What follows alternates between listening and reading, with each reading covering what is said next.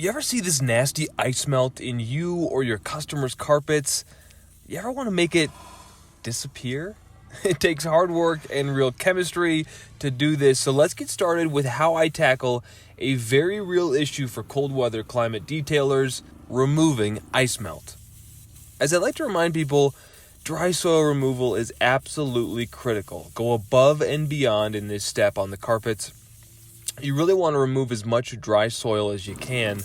I'm using the metal tip of my air compressor here, and I just can barely get chunks of ice melt to move. I mean, this stuff is stuck in the carpet, so we're going to need more than a brush, which I also try here to make progress. First, I want to talk about the traditional way to clean carpets.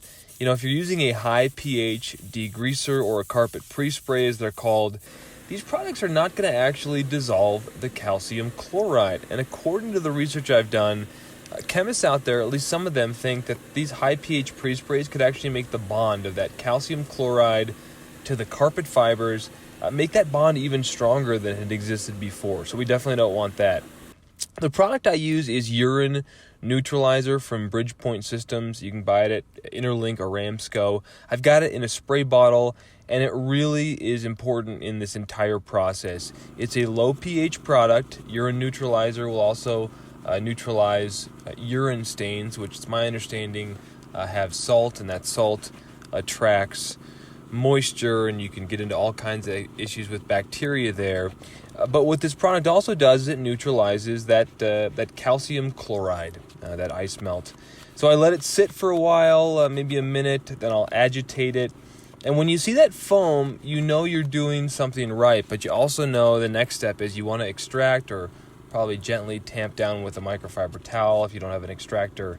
This step can be done without an extractor, but if it's really nasty ice melt, you probably need some method of extracting this ice melt. The ice melt is not going to move completely here. I know that. So I'm going to use steam first. This is another step that if it's really bad, you want to use steam as that final bomb or bazooka process. But let's go back to extraction. Right now, the salt is dissolving in water. But here's the thing, salt is going to go wherever the water is. And so during this process, the more water that we're able to push into the carpet fibers as we rinse it up, as we suction it up, the more the salt gets diluted. And so, again, we're trying to remove as much of that salt as possible and leave whatever behind diluted as possible. And then when it wicks back up, we can take care of it then. You could put flex ice in your extractor. Today I just have water in there. And like I said, expect a little bit of a chalky residue to come back.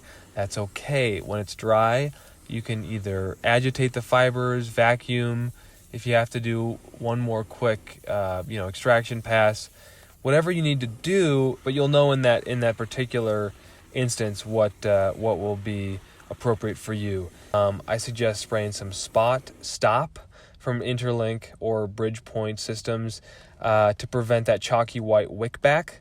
So if it maybe has a little bit of that salt left, but you spray the Spot Stop on there, it might not wick back up. And as a mentor once told me, with carpets, if the customer doesn't see it, it's not there.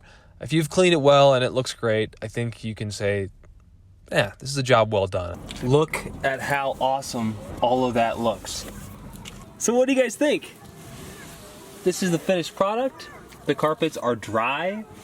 By using a ton of dry soil removal and proper chemistry and extraction, a little Spot Stop to prevent any wicking, you let them dry and they can look like this.